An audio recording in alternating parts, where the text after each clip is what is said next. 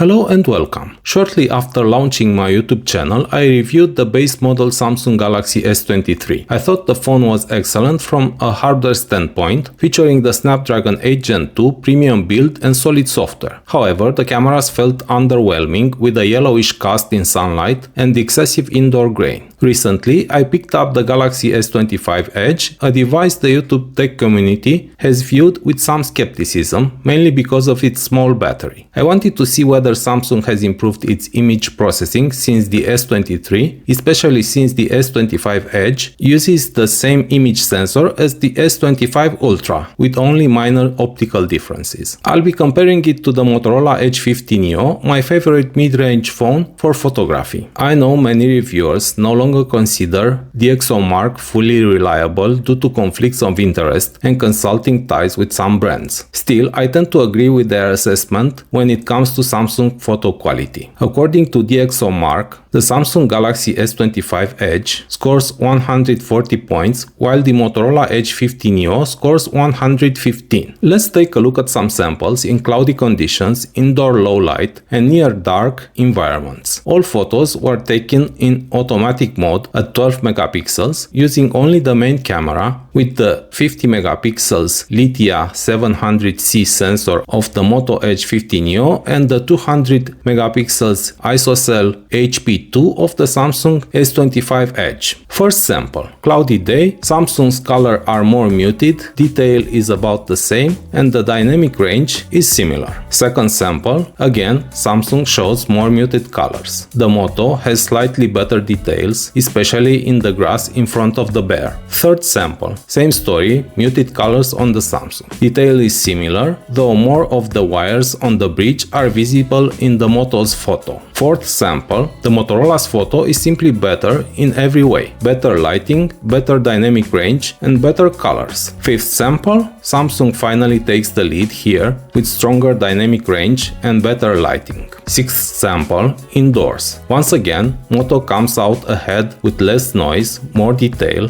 and better colors. Just like with the S23, Samsung still struggles indoors unless there's plenty of light. Seventh sample. Same result, Moto does better across the board. I took this shot specifically to highlight the livelier colors on the Moto. It's also sharper and has less noise. Eighth sample. Once again, Moto shows better dynamic range, less noise, and superior colors. Note that I did not use night mode on either phone. Ninth and final sample. Samsung takes the lead here. Is not a great photo overall, but it captures far more detail in near total darkness than the Moto. So, after years of telling Samsung how weak their color science is, it seems we've pushed them into breaking their entire photography game. The image still suffers from heavy noise indoors and in low light, but now on top of that, they look flat and lifeless, almost like they were taken with a budget Xiaomi phone similar to the Redmi 14 series. That's it. Thanks for watching.